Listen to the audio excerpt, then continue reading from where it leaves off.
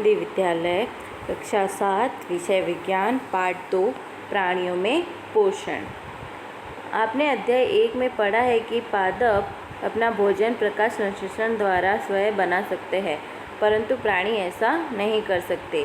तो आपने पाठ 1 में पढ़ा है कि जो पेड़ पौधे होते हैं वो प्रकाश संश्लेषण के द्वारा अपना खाना बनाते हैं, लेकिन जो प्राणी है, जंतु है, वो ऐसा नहीं कर सकते। प्राणी अपना भोजन प्रत्यक्ष अथवा परोक्ष रूप से पौधों से प्राप्त करते हैं, या उन्हें डायरेक्ट खाते हैं या किसी और के द्वारा उसे प्राप्त करते हैं। तो किस पर निर्भर है? पौधों पर निर्भर है। कुछ प्राणी सीधे ही पौधों का भक्षण करते हैं, जबकि कई अन्य उन जंतुओं को अपना आहार बनाते हैं जो पौधे खाते हैं। तो जो प्राणी सीधे पौधे खाते हैं तो प्रत्यक्ष रूप से मतलब डायरेक्ट खाना खाकर वो अपना जीवन व्यक्त करते हैं, और परोक्ष रूप से यानी क्या होता है कि जो जंतु जो प्राणी पेड़ पौधे खाता है उनको कोई दूसरे प्राणी उनका आहार बनाकर वो खाते हैं। जैसे शेर हुआ, बाघ हुआ, ये सारे क्या करते हैं? शाकाहारी जानवरों का शिकार करके वो अपना भोजन बनाते हैं।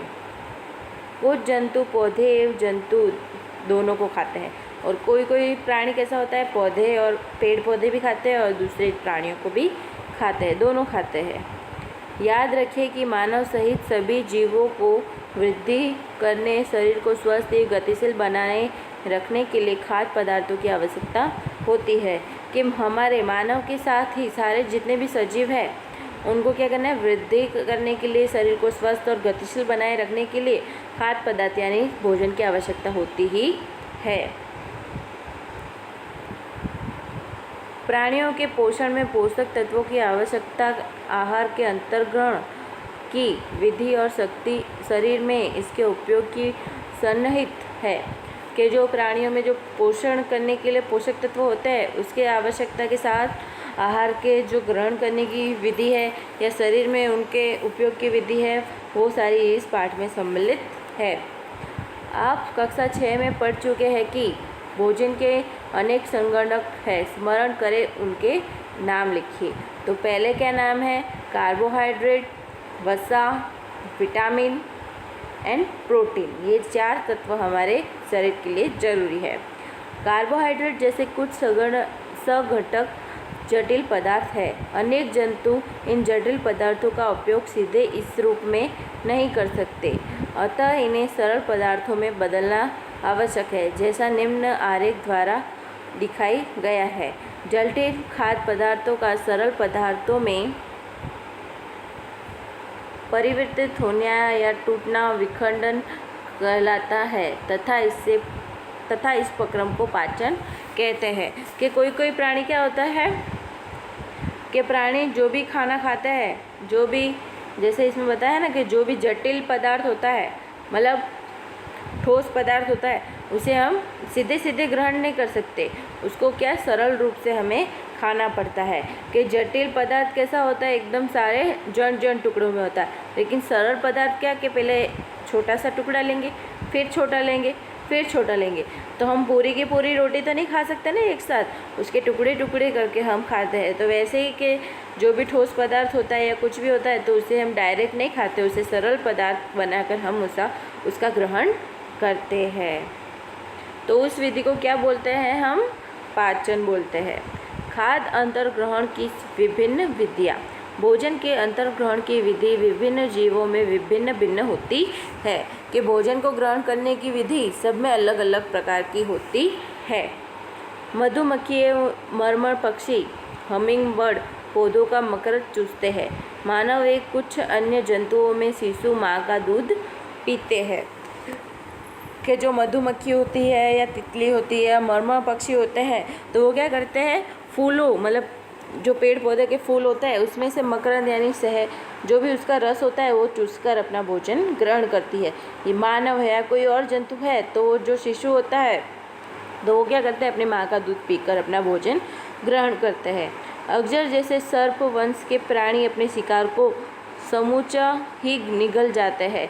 कुछ जलीय प्राणी अपने आसपास पानी में तैरते हुए खाद्य कणों को छानकर उनका भक्षण करते हैं। कि जो सांप होते हैं, अजगर होते हैं, तो वो क्या करते हैं? जो भी उसका शिकार होता है उसको पूरा समूचा ही निकल जाते हैं।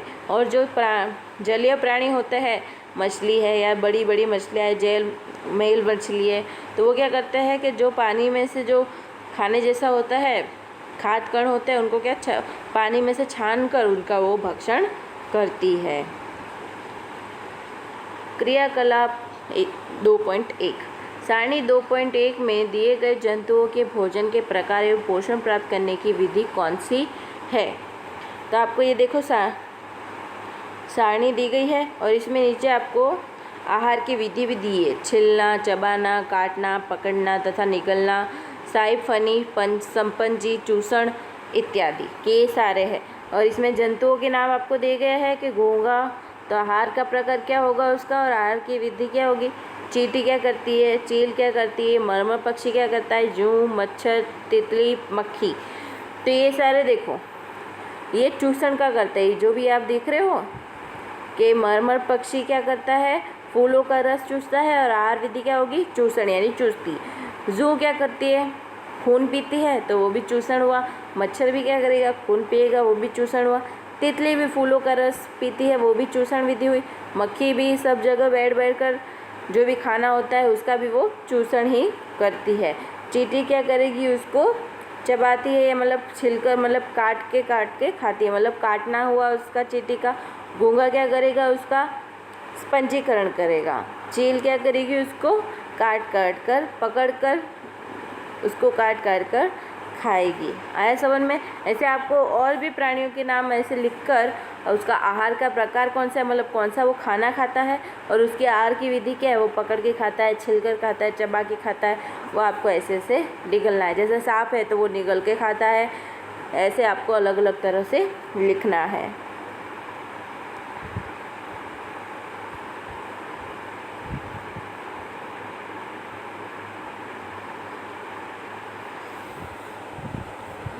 अद्भुत सत्य। स्टारफिश यानी तारा मछली कैल्शियम कार्बोनेट के कठोर कवच वाले जंतुओं का आहार करती है। कि जो जिस जंतु में कैल्शियम कार्बोनेट होगा, कठोर कवच वाले जंतु होंगे, वो उसका आहार करती है। कवच खोलने के बाद यह अपने मुख से अपना आमाशय बाहर निकालती है। आमाशय यानी अपना पेट के मुख से वो डायरेक्ट अपना आमाशय बाहर निकालती है तथा जंतु के कोमल भागों को खाती है। और जो भी जंतु होगा उसके सामने, तो वो उसके सिर्फ कोमल भागों को ही खाती है। आमाशय वापस शरीर में चला जाता है तथा आहार धीरे धीरे पचता है। और जो आमाशय उसका पेट होता है वो उसको खाकर वापस अंदर चला जाता है और धीरे धीरे उसका पाचन होता है। अपने प्रेक्षण सारणी 2.1 में लिखी। आप देखेंगे कि सारणी के नीचे लिखी गई खाद्य अंतर्ग्रहण की विधियाँ उन विधियों का विवरण लिखने में सहायक है जिनसे जंतु का भोजन अंतर्ग्रहण करते हैं। तो आपको नीचे मैंने ऊपर बताया कि सारणी 2.1 में लिखा गया था कि नीचे सारी विधियाँ कैसी होती है, चूसना, पकड़ना, चबाना, खाना, जो भी उनकी विधि है अंतर्ग्रहण यानी भोजन को खाने की, वो आपको उसके अंदर लिखनी है। अब क्या है 2.2 मानव में पाचन। हम अपने मुख द्वारा भोजन का अंतर्ग्रहण करते हैं, जिसे पचाते हैं तथा फिर उसका उपयोग करते हैं। आहार का बिना पचा भाग मल के रूप से निष्कासित किया जाता है। कि हम क्या करते हैं, मनुष्य अपने मुंह के द्वारा भोजन खाते हैं, फिर उसको पचाते हैं और जो पचा हुआ बिना जो आहार का जो पचता नहीं है उसको क्या करते हैं, मल से उसे बाहर निकाल देते हैं। क्या आपने कभी यह जानने का प्रयास किया है कि शरीर के अंदर भोजन का क्या होता है। भोजन एक सतत नली से गुजरता है जो मुख गुहिका से प्रारंभ होकर गुदा तक जाती है। कि आपको पता है कि जो हम खाना खाते हैं वो शरीर के अंदर जाके क्या होता होगा उसका, कि भोजन है जो हमारे मुख गुहिका यानी मुंह से जाकर एक सीधी नली से वो कहाँ जाता है, अपने गुदा में जाता है। इस नली को विभिन्न भागों में बांट सकते हैं। कि ये नली को हम अलग अलग भाग में बांटेंगे। पहला क्या है, मुख गुहिका, ग्रास नली या ग्रसिका, आमाशय, शूद्रांश यानी छोटी आंत, बृहदांत यानी बड़ी आंत। मुख गुहिका यानी हमारा मुंह से कहाँ जाएगा, ग्रास नली यानी अन्न नली में जाएगा, आमाशय यानी पेट में जाएगा, फिर छोटी आंत से होकर बड़ी आंत से होकर जो भी पचता नहीं खाना वो मल के द्वारा हम बाहर निकाल देंगे। जो मलाशय से जुड़ी होती है तथा मल द्वार अथवा गुदा, और जो मलाशय होता है तो जो पचता नहीं है जो खाना, वो क्या होगा, मल द्वार से होकर बाहर निकल जाएगा। क्या यह बहुत लंबा मार्ग नहीं है? ये सभी भाग मिलकर आहार नाल मतलब पाचन नली का निर्माण करते हैं। जैसे जैसे भोजन विभिन्न भागों से गुजरता है, उनके विभिन्न घटकों का पाचन भी क्रमिक रूप से होता है। क्या कि ये जितने भी लंबी क्रिया है वो बहुत लंबी नहीं होगी कि पहले इधर जाता है फिर इधर। तो इसमें क्या होता है कि जो भी भोजन के घटक होते हैं तो वो क्या करता है, शरीर अपने अंदर ले लेता है, और जो नहीं होता फिर वो आगे बढ़ने देता है। अमाशय की अतिरिक्त वृद्धि, क्षुद्रांश तथा आहार नाल से संबंध विभिन्न ग्रंथियों जैसे कि लाला ग्रंथि, यकृत, अन्याशय, पाचक रस सावृत करती है। कि लाला ग्रंथि होती है जो हमारी यकृत और अनाग्रह को पाचक रस से सावृत मतलब पाचक रस उसमें से निकालती है। पाचक रस जटिल पदार्थों को उनके सरल रूप में बदल देते हैं, और जो अंदर पाचक रस निकलता है तो जो हम खाना खाते हैं, ठोस खाना खाते हैं, तो वो क्या करती है, उसको सरल रूप यानी आसानी से उसको एकदम उसका गोल जैसा बना देती है। आहार नाल एवं संबंधी ग्रंथियाँ मिलकर पाचन तंत्र का निर्माण करते हैं, और जो आहार नली, अन्न नली होती है और जितनी भी ग्रंथियाँ उसके अंदर है तो वो सारे उन सबको क्या बोलेंगे हम, पाचन तंत्र कहेंगे। तो इसमें आपको देखो चित्र में दिखाई दे रहा है कि खाना हम जाएगा मुख नलिका से लाला ग्रंथि, यानी जो हमारे ग्रंथि होती है ना, थूक जहाँ से हम बोलते हैं, वो ग्रंथ यहाँ पे होता है, जिससे वो मतलब जो ठोस होता है पदार्थ तो वो थोड़ा नरम हो जाता है। ग्रसिका यानी अन्न नली, ये जाएगा यहाँ से खाना। यकृत यहाँ से आएगा, एसिड जैसा होता है, हमारे शरीर के अंदर भी थोड़ा बहुत एसिड होता ही है, तो वो खाना यहाँ पर आएगा। तो फिर यकृत की मदद से वो थोड़ा और ढीला हो जाएगा, पित्ताशय में थोड़ा जाएगा, फिर पित्ताशय से होकर अमाशय में जाएगा यानी पेट में जाएगा। पेट में से जाकर कहाँ आएगा, अनगाशय में जाएगा। अनगाशय में फिर उसका और पाचन तंत्र होगा, फिर वो कहाँ जाएगा, यहाँ से सीधे सीधे होके ये दिख रही है, ये क्या बोलते हैं, क्षुद्रांशु यानी छोटी आंत। ये छोटी आंत में पचेगा। फिर जो नहीं पचता है जो बृहदांत यानी बड़ी दांत में जाएगा। बड़ी दांत फिर जो नहीं पचता है वो मलाशय में जाएगा और गुदा के द्वारा वो बाहर आ जाएगा, जिसे हम मल कहते हैं। आइए अब हम जाने कि आहार नाल के विभिन्न भागों में भोजन का क्या होता है। अभी हमने पता तो चल गया कि ये सारे उसके पाचन तंत्र के भाग हैं, लेकिन सब में अलग अलग भोजन का क्या हाल होता है वो हम आगे जानेंगे। मुख गुहिका, भोजन का अंतर्ग्रहण मुख द्वारा होता है। आहार को शरीर के अंदर लेने की क्रिया अंतर्ग्रहण कहलाती है। कि अंतर्ग्रहण यानी भोजन को ग्रहण करना, तो वो किससे होता है, हमारे मुख से होता है, हमारे मुंह से होता है।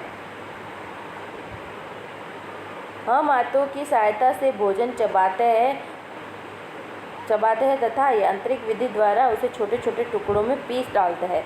तो हमारे जो दांत होते हैं उसकी सहायता से हम उसे क्या करते हैं, चबाते हैं और उसको छोटे छोटे टुकड़ों में उसको एकदम अच्छे से पीस डालते हैं।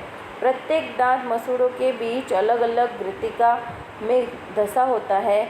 हमारे दांतों की आकृति भिन्न भिन्न है तथा उनके कार्य भी भिन्न है। उन्हें इसके अनुसार उन्हें अलग अलग नाम दिए गए हैं। तो हम चित्र 2.3 में देखेंगे कि हमारे सब दांतों की अलग अलग आकृति मतलब अलग अलग तरीके के दांत होते हैं। तो जो ये 4 दांत दिख रहे हैं आपको, तो इसे क्या बोलेंगे, कृतक बोलेंगे। फिर उसके 2 बाजू है तो वो रंधक होंगे। फिर उसके 2 बाजू और ये 2 के, इन दोनों को क्या बोलेंगे, अग्रचर्वकीय बोलेंगे। फिर जो लास्ट के जो 6 दांत होते हैं, इधर के 3 और इधर के 3, उनको चौरणक बोलेंगे। इस तरह आपको आपके दांतों के बारे में पता चल गया कि ये पहले 4 को क्या बोलेंगे, फिर ये 2 साइड, फिर ये 2 साइड को क्या बोलेंगे, फिर ये 1, फिर ये 1, फिर 2, फिर 2, फिर 3 और 3। इससे आपको पता चल गया कि दांतों के अलग अलग नाम भी होते हैं। क्रियाकलाप 2.2 अपने हाथ धोइए, दर्पण में देखते हुए अपने दांतों की गणना कीजिए। अपने हाथ धोकर आपको आईने में देखना है और अपने दांतों की गणना करनी है कि कितने अपने दांत हैं। अपनी तर्जनी से दांतों को छूकर महसूस कीजिए। अपनी जो उंगली होती है उसे आपको दांतों को महसूस करना है, छूकर महसूस करना है। आपने मुख में कितने प्रकार के दांत हैं? एक सेब अथवा रोटी का टुकड़ा लेकर उसे काटिए। आप उसे काटने एवं दर्शन के लिए किन दांतों का उपयोग करते हैं? कौन से दांत खाद्य पदार्थों को चीरने और फाड़ने के काम आते हैं? उन दांतों को भी पहचानें जो चबाने और पीसने के काम आते हैं। कि कौन कौन से दांत हैं जो सिर्फ काटने के लिए काम आते हैं? कौन से दांत हैं उनको चीरने और फाड़ने का काम आते हैं? और कौन से दांत हैं उनको चबाने और पीसने के काम आते हैं? अपने प्रेक्षण सारणी 2.2 में लिखिए और जो भी आपको आता है वो 2.2 में उसको लिख देना है। हमारे मुख में लाला ग्रंथि होती है, मतलब लार होती है, जो लाला रस लार स्वार्थी करती है। क्या आप जानते हैं कि लाला रस का भोजन पर क्या प्रभाव पड़ता है? आइए इसका पता लगाते हैं। तो चलिए हम उसका पता लगाते हैं कि हमारी जो लार होती है उससे क्या प्रभाव पड़ता है। तो देखो, तो क्या है, दांतों के प्रकार लिखा है। कर्तन एवं दर्शन वाले दांत, ये मतलब उसको सिर्फ तोड़ने के लिए कौन से दांत होते हैं? जो आपको मैंने आगे के 4 बताए थे ना, कि ये जो 4 है वो सिर्फ उसको कर्तन और दर्शन के लिए यूज़ किए जाते हैं। कि वो निचले जबड़े के होते हैं 4 और 4, नीचे के 4 और ऊपर के 4, यानी उसका योग क्या हो गया? 8 हो गया। चीरने और फाड़ने वाले दांत कितने हो गए? चीरने और फाड़ने के लिए ये रंधक के दांत होते हैं। तो रंधक के कौन से दांत होते हैं? 1 और 1। और अर्धवर्तक के दांत भी होते हैं, ये 2 और ये 2। तो कितने हो गए? 6। तो यहाँ पे आप लिख सकते हो कि ये 6 और ये 6 यानी 12। और चबाने और पीसने के लिए लास्ट के 6, इधर के 3 और इधर के 3, 6 6 12, मतलब हमारे पूरे दांत कितने होते हैं? 36 दांत होते हैं। अब आपको नीचे दूध के दांत तथा स्थायी दांत, क्या आपको याद है कि कुछ वर्ष पूर्व आपके दांत गिरने लगे थे? अपने दांतों का प्रथम सेट शैवाल काल में निकलता है तथा लगभग 8 वर्ष की आयु तक ये सभी दांत गिर जाते हैं। इन्हें दूध के दांत कहते हैं। कि जो हम पैदा होते हैं तब हमारे दांत नहीं होते, लेकिन जैसे जैसे बड़े होते हैं तब हमारे दांत आने लगते हैं। फिर क्या होता है, जैसे जैसे हम बड़े होते हैं तो वो दांत गिरने भी लगते हैं और 8 साल की उम्र तक आने पर वो सारे दांत गिर जाते हैं। तो जो गिरे हुए दांत होते हैं उन्हें क्या बोलेंगे हम? दूध के दांत। इन दांतों के स्थान पर दूसरे दांत निकलते हैं जिन्हें स्थायी दांत कहते हैं। और उन दांतों के स्थान पर दूसरे नए दांत उगते हैं तो उन्हें क्या बोलेंगे हम? स्थायी दांत बोलेंगे। सामान्य स्वस्थ व्यक्ति के स्थायी दांत पूरे जीवन भर रहते हैं, तथापि वृद्धावस्था में प्रायः गिरने लगते हैं। कि जो स्वस्थ व्यक्ति होगा उसके स्थायी दांत पूरे जीवन भर रहेंगे, लेकिन वृद्धावस्था में वापस ये गिरने लगते हैं। क्रियाकलाप 2.3 2 परख नलियाँ लीजिए, उन्हें ए तथा बी निश्चित कीजिए। परख नली ए में 1 चम्मच उबले चावल डालिए। 1 चम्मच उबले चावल मुख में लेकर 3-5 मिनट तक चबाइए तथा इन्हें दूसरी परख नली बी में लीजिए। आपको क्या करना है कि 2 परख नली लेनी है, एक को बी मानना है और एक को ए मानना है। ए में क्या करना है, आपको उबले हुए चावल डाल देना है। फिर क्या करना है, 1 चम्मच उबले चावल को अपने मुंह में लेकर 3-4 मिनट उसको चबाना है। चबाए हुए जो चावल होते हैं उसको परख नली बी में डाल देना है। दोनों परख नलियों में 3-4 ml जल डालिए, मतलब 3-4 ml उसमें पानी डाल देना है। अब दोनों परख नलियों में आयोडीन विलय की 2-3 बूंदें डालिए तथा उनका परीक्षण कीजिए। फिर क्या करना है, उनमें 2-3 बूंदे आयोडीन का डालना है फिर आपको देखना है कि उसके अंदर क्या होता है। आप परख नली ए तथा बी में क्या अंतर देखते हैं। फिर आपको उसमें क्या अंतर दिखाई दे रहा है। परख नली के रंग में परिवर्तन क्यों आता है। परिणामों की चर्चा अपने मित्रों एवं अध्यापक से कीजिए। लाला रस चावल के मंड को सकरा में बदल देता है। लाला रस यानी जो हम चबा के रखा है, चबा के जो चावल उसके अंदर डालता है तो उसमें क्या रस आ जाता है, हमारी लार गिर जाती है। तो वो क्या करती है, जो चावल में मड होता है, शकरा होता है, उसको उसमें बदल देती है। तो आप उसमें देखिए कि उसमें आयोडीन डाला तो उबले हुए चावल तो ब्लू हो गए, लेकिन जो चबाया हुआ चावल था तो उसमें जो भी मड था या शकरा था तो वो उसमें निकल गया, इसलिए उसमें रंग नहीं बदला था।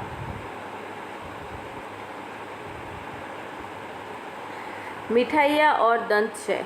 सामान्यतः हमारे मुख में जीवाणु पाए जाते हैं, परंतु उनमें हमें कोई हानि नहीं होती। फिर भी खाने पश्चात यदि हम दांत एवं मुख साफ न करें तो मुख में अनेक हानिकारक जीवाणु वास करके वृद्धि करने लगते हैं। ये जीवाणु दांतों के बीच फंसे भोजन की शकरा का विघटन कर अम्ल नप्रोचित करते हैं। यह जानने के लिए कि अम्ल क्या है, अध्याय 5 में देखिए कि अम्ल क्या होता है। वो पाठ 5 में आप पढ़ेंगे कि जो हम ज़्यादातर खाना खाते हैं कि हमारे मुख में जीवाणु तो पाए जाते हैं, वो कोई हमें हानि नहीं पहुंचाते, लेकिन जब हम जो भी खाना खाते हैं अगर हम उसके पश्चात दांत और मुंह को अच्छे से साफ़ नहीं करेंगे तो वो जो जीवाणु है उसके अंदर और वास करने लगेंगे, तो वो हानिकारक बन जाएंगे और वो अपने दांतों के अंदर फंस कर जो शकरा का विघटन होता है तो इसमें अम्ल निपोषित कर देंगे। यह अम्ल धीरे धीरे दांतों को क्षति पहुंचाने लगते हैं और जो अम्ल पैदा होने लगते हैं तो वो क्या करते हैं, दांतों को हानि पहुंचाते हैं। इसे दंतक्षय कहते हैं और उसे क्या कहेंगे, हम दंतक्षय कहेंगे। यदि समय रहते इसका उपचार न किया जाए तो दांतों में असह्य पीड़ा होने लगती है तथा चरम अवस्था में टूटकर गिर जाते हैं और हमें दांतों में दर्द होने लगता है। अगर ज़्यादा हुआ तो दांत टूटने भी लगते हैं। चॉकलेट, ठंडे पेय तथा चीनी युक्त मिठाइयाँ व अन्य पाच दंतक्षय के लिए मुख्य रूप से उत्तरदायित्व है। कि हमें दांतों की पीड़ा क्यों होती है, दांत में तकलीफ़ क्यों होती है, चॉकलेट या ठंडा कुछ पानी या कोल्ड ड्रिंक जो भी है, चीनी युक्त मिठाइयाँ, तो इन सारे पदार्थों से हमारे दांत खराब होते हैं। इसलिए हमें डॉक्टर भी ज़्यादा मीठा खाने से या चॉकलेट खाने से मना करते हैं। तो ये देखो अलग अलग तरह के दिया गया है कि हमारे पहले दांत ऐसे होते हैं लेकिन धीमे धीमे इसमें सड़न पैदा होती है। फिर यहाँ से टूट कर जो अम्ल होता है वो पूरे दांत में घुसने लगता है। फिर यहाँ से काले काले यहाँ पे अमाशय हो जाता है जिससे हमारे दांतों में दर्द होता है और आखिर में वो टूटने लगते हैं। अतः प्रत्येक व्यक्ति को प्रतिदिन कम से कम 2 बार ब्रश अथवा दातुन करनी चाहिए तथा कुछ भी खाने के तुरंत बाद कुल्ला करना चाहिए। तो हमें टीचर सिखाता है ना कि दिन में 2 बार ब्रश करने चाहिए अच्छे से, और जो भी हम खाना खाएं या कुछ भी खाएं तो उसके बाद हमें अच्छे से कुल्ला करना चाहिए।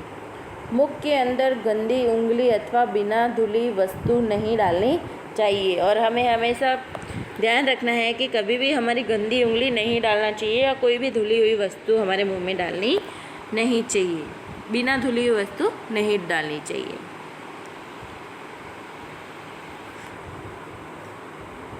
क्या आपको जीभ के कार्य ज्ञात है। हम बोलने के लिए जीभ का उपयोग करते हैं। इसके अतिरिक्त यह भोजन में लार को मिलाने का कार्य करती है तथा निगलने में भी सहायता करती है। जीभ द्वारा ही हमें स्वाद का पता चलता है।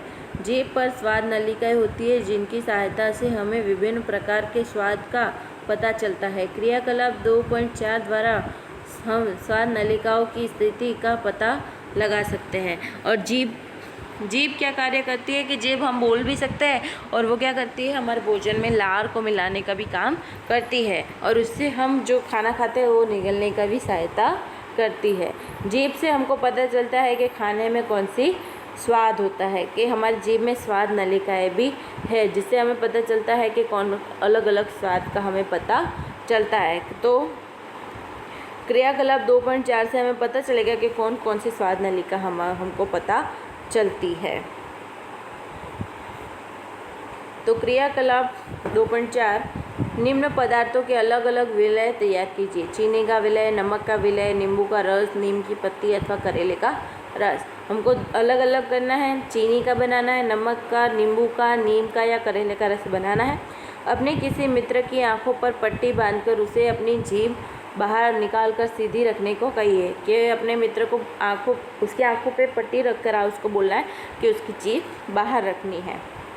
चित्र 2.6 में दिखाए गए जीभ के विभिन्न क्षेत्रों के ऊपर उपरोक्त में से किसी एक विलय के नमूने की 1-2 बूंदे रखिए। फिर आपको जो भी आपने रखा है, अलग अलग विलय तैयार किए हैं, तो वो क्या करना है, 1-2 बूंदे उसके ऊपर डालनी है। विलय रखने के लिए दांत कुरुदने की सिक्के का उपयोग करें। कि विलय डालने के लिए जो दांत अपने कुतरते हैं सिली, उसका उपयोग करना है कि उसके ऊपर से आप विलय उसके ऊपर जीभ पर रख सकते हो। इस प्रक्रिया को अन्य विलयों के साथ दोहराइए। प्रत्येक विलय के लिए पृथक पृथक सिक्के का उपयोग कीजिए। कि अलग अलग विलयों का आप कर रहे हैं तो अलग अलग सिक्के का भी उपयोग करना है। अपने मित्र से पूछिए कि जीभ के किस क्षेत्र से उसे मीठे, नमकीन, खट्टे, कड़वे का स्वाद अनुभव हुआ। तो आपके मित्र से पूछना है कि कौन सी जीभ के भाग से उसको मीठा लगा, कि नमकीन लगा, या खट्टा लगा, या कड़वा लगा। उसको कैसा अनुभव होता है कि इस साइड कड़वा लग रहा है, इस साइड मीठा लग रहा है, वो आपको उससे पूछना है। अब अपने प्रेक्षण रिकॉर्ड करें तथा 2.6 में दिखाए गए प्रत्येक क्षेत्र में उस स्वाद का नाम लिखिए जिसका संवेद अनुभव उसके द्वारा होता है। और जो भी आपको रिकॉर्ड प्राप्त होता है तो वो 2.6 में आपको आकृति दी है, वहाँ पर उसका नाम लिख दीजिए कि इस साइड उसका उस स्वाद का अनुभव हुआ है। अन्य सहपाठियों के साथ इस क्रियाकलाप को दोहराइए और जो भी आपकी दोस्त है उसको इसके साथ उसको दोहराना है। तो ये आपको चित्र दिया गया है 2.6 में कि ये वाले में क्या अनुभव होता है, ये वाले में क्या अनुभव होता है, और इधर कौन सा अनुभव होता है, और ये लास्ट में क्या अनुभव होता है। तो जो भी आपको अनुभव होता है तो वो आपको इधर इधर लिख देना है कि कौन कौन सा अनुभव हुआ है।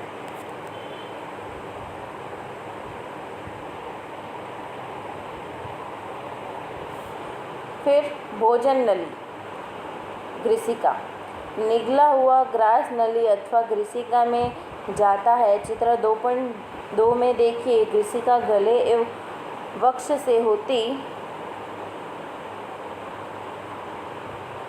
हुई जाती है। ग्रिसिका के भीतर से संकुच से भोजन नीचे की ओर सरकता जाता है। कि हमारे मुख से जाता है, फिर क्या भोजन ग्रिसिका में जाता है, तो ग्रिसिका में धीरे धीरे वो भोजन नीचे सरकता जाता है।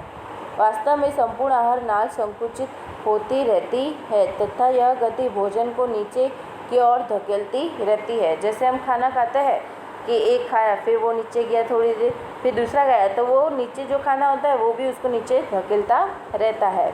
कभी कभी हमारा आमाशय खाए हुए भोजन को स्वीकार नहीं करता, फलस्वरूप वमन द्वारा उसे बाहर निकाल दिया जाता है। ऐसी घटना याद कीजिए जब भोजन के बाद आपने वमन किया हो तथा उसके कारण के विषय में सोचिए। वमन यानी उल्टी कर दियो। कभी कभी आपको लगता है कि ये खाना अच्छा नहीं है, कभी बासा हुआ खाना होता है या आपको पसंद नहीं है, जैसे करेले का रस आपको ज़बरदस्ती पिलाया जाए तो किसी को कड़वा पसंद नहीं आता, तो वह बस उसका वमन हो जाता है, यानी उल्टी करके हम वो खाना बाहर निकाल देते हैं। अपने अभिभावकों एवं अध्यापक से इस विषय पर चर्चा कीजिए। और जो आप खाना मतलब वमन कर देते हैं तो उसके बारे में आपको सोचकर आपके पेरेंट्स या हम टीचर से आप उसके विषय में आप चर्चा कर सकते हैं। तो दिख रहा है कि ये भोजन जा रहा है, धीमे धीमे ये ग्रिसिका है पूरी की पूरी, और ये भोजन है।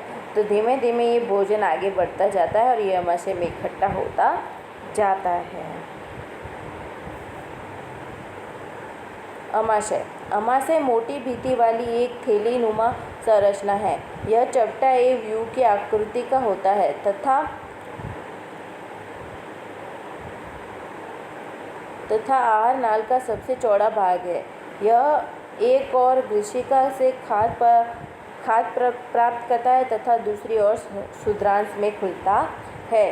कि अमाशय कैसा होता है, आपने ऊपर देखा ना कि ये अमाशय है। दूसरी ओर ये गृसिका से अन्न प्राप्त करता है और दूसरी ओर से क्या है कि छोटी आंत में उसको भेजता रहता है। और ये कौन सी आकृति का होता है? यू आकृति का होता है और चपटा होता है। ये यू आकृति का है, ऐसे दिख रहा है ना आपको ऊपर। और वैसे ही होता है कि एक तरफ वो गृसिका से यानी अन्न नली से खाना लेता है और यहाँ इकट्ठा करता है, फिर जो उसको पोषक तत्व चाहिए वो ले लेता है, फिर जो नहीं पचता है वो आखिर इससे छोटी दांत में उसको भेज देता है। कभी कभी जब आप जल्दी जल्दी खाते हैं अथवा खाते समय बात करते हैं, आपको खांसी उठती है या हिचकी आती है अथवा घुटन का अनुभव होता है कि कभी आप जल्दी जल्दी खाते हो या बातें करते हो तो आपको अचानक से खांसी आती है या हिचकी आने लगती है, घुटन सा अनुभव होता है। यह खाद्य कणों के श्वास नली में प्रवेश करने के कारण होता है। कि ये क्या होता है कि जो खाना खाता है उसके कण श्वास नली में चले जाते हैं, इसलिए आपको ऐसा अनुभव होता है। श्वास नली नसिका से आने वाली वायु को फेफड़ों तक ले जाते हैं और जो श्वास नली होती है वो जो भी वायु होती है, नाक से लेने वाली वायु पहले कहाँ जाएगी? श्वास नली में जाएगी और जो श्वास नली में जाकर वो फेफड़ों तक वायु को ले जाती है। यह गृसिका के साथ साथ चलती है और यह अन्न नली के साथ साथ ही चलती रहती है। परंतु गृष्णी में वायु एवं भोजन मार्ग एक ही होते हैं कि लेकिन गृष्णी जो होती है उसमें वायु भी और भोजन के मार्ग एक ही होता है। फिर भोजन को श्वास नली में प्रवेश करने से किस प्रकार रोका जाता है? भोजन निगलने के समय एक मांसल रचना वाल्व का कार्य करती है जो श्वास नली को ढक देती है तथा भोजन को ग्रसने में भेज देता है। तो आप सोच रहे होंगे कि हम सांस जो वायु होती है वो भी एक ही नली से जाती है और हमारा भोजन भी एक नली से जाता है। तो क्या होता है कि वो एक वाल्व होता है, वाल्व होता है अपने शरीर के अंदर कि जब हम खाना खाते हैं तो वो श्वास नली को ढक देता है और भोजन को ग्रस नली में जाने देता है। संयोगवश यदि भोजन के कण श्वास नली में प्रवेश कर जाते हैं तो हमें घुटन का अनुभव होता है तथा हिचकी आती है, खांसी उठती है। अगर हमारे जो भी छोटे कण होते हैं अगर वो श्वास नली में चले गए तो हमें घुटन जैसा अनुभव होता है या हिचकी आती है, खांसी लगती है। अमाशय का आंतरिक अस्तर यानी सतह स्वेल मल, हाइड्रोक्लोरोफिल अम्ल तथा पाचक रस स्वावृत करता है। कि ये सारे जो नाम दिख रहे हैं स्वमेल, हाइड्रोक्लोरिक अम्ल, ये सारे क्या है? पाचक रस है, वो उसके अंदर उत्पन्न होते हैं। स्वमेल अमाशय के आंतरिक अस्तर को सुरक्षा प्रदान करता है। स्वेमल जो होता है, जो अमाशय की ये जैसे अमाशय है तो उसके आसपास क्या होता है ना सतह, उसको प्रोटेक्ट करता है, मतलब सुरक्षा प्रदान करता है। अम्ल अनेक ऐसे जीवाणु को नष्ट करता है जो भोजन के साथ वहाँ तक पहुँच जाता है। और जो भोजन के साथ जो बैक्टीरिया होता है, जीवाणु होता है, तो वो क्या करता है? भोजन के साथ उसका नष्ट कर देता है। साथ ही वह माध्यम को अम्लीय बनाता है जिसे पाचक रसों को क्रिया करने में सहायता मिलती है। और वो साथ साथ उसको अम्लीय भी बनाता है जिससे वो पाचक रस को आगे की क्रिया करने में सहायता मिले। पाचक रस जठर रस प्रोटीन को सरल पदार्थों में विघटित करता है। कि जो पाचक रस होता है उसको वो क्या करता है? प्रोटीन को एकदम सरल रूप से विघटित कर देता है।